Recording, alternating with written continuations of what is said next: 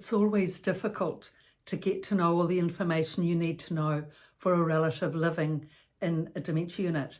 That's why it's good to network the tiers and work the corridor. Nothing like a good long walk around the corridor, and then you'll find plenty of information that you may have been finding difficult to retrieve, because in the corridors, that is where all the day-to-day working staff are. In the lounge is where the residents, relatives and the nurses are, but in the corridors, that's where the carers will be going from room to room. That's where the laundry girls will be delivering all the trolleys of laundry, and of course the cleaners going around vacuuming and dusting and cleaning the rooms daily. A treasure trove of information and insights in the corridors.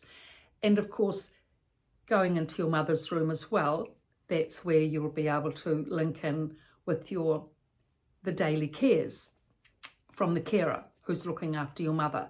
But in terms of the corridors, really it's a good exercise to just walk around the corridors and see who it is that you can find to work out. For example, you may have lost your mother's hearing aids, or your mother may have lost her glasses, or maybe her best pair of shoes. I mean, that's very important items. Now, often the nurse, she's too busy to go around looking for the shoes, for example, and the carer may have looked in the room itself but hasn't found them. But this is when the cleaners come in. The cleaners are really valuable sources of information, especially for things that get lost. And things in dementia units are getting lost all the time, and expensive, valuable, important items at that, like a pair of shoes. So if you can click in or find a person who you click with, more likely, say the cleaner, say you find that you've clicked in with the cleaner, you've developed a good relationship, you know, you're on good terms, then you can go to her and ask her, look, Mum's lost her pair of shoes, I don't know what's happened to them, and explain what the shoes look like to the cleaner. Can you please have a look out for them, because, you know, she's got terrible feet, terrible legs, and these shoes are her most comfortable pair of shoes. She can manage well with them, but without, she's really, you know, adrift. Now, if you've got a good relationship with that cleaner, good day-to-day working relationship with her, she will then talk to the other cleaners and the other laundry girls to have a look out for the shoes, and chances are they'll find them, because they won't have gone out of the unit. Things don't get stolen and taken out of the unit, they just get misplaced in the unit, somewhere in the unit.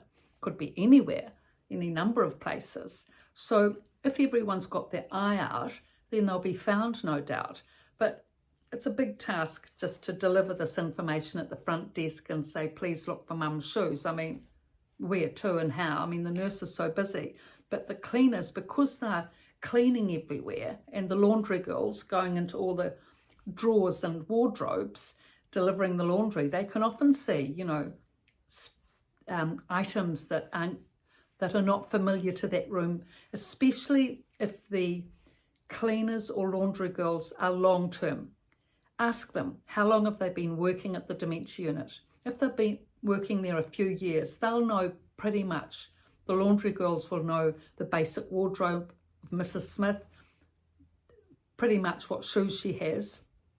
And so she'll be able to tell if something's misplaced, if a wanderer, another dementia resident, has taken the shoes and put them in someone else's wardrobe, which is a common occurrence, and she'll be able to just pick them up and give them to you. But unless you develop that relationship with the staff, you may get the shoes back, you may not. I mean, front desk staff will do their best, but they've got so many details and so much information to deal with on a day-to-day basis.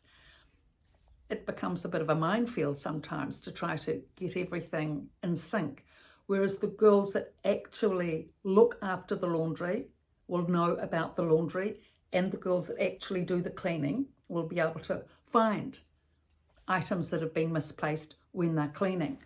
But You'll only really get to meet these girls in the corridors because they're pretty busy, but they won't actually, lots of conversations happen in the corridors in dementia units, really, because, it's quiet there. You can have a few minutes talking and chatting. It's not so obvious to management that you're, having a little tete-a-tete. So these are the things that you need to work out in a dementia unit. Who to speak to who, when and how and what and why, all those things.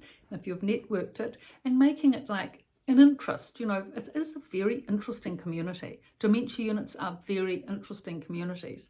And once you're part of it, it's enjoyable, it's helpful, it's useful, it's great for your mother and her cares, and it's worthwhile. It's a worthwhile expenditure of your time and energy helping out in a dementia unit, not just your mother and her cares, but you will be helping others as well, no doubt, if you're a long-term, commonly visiting relative.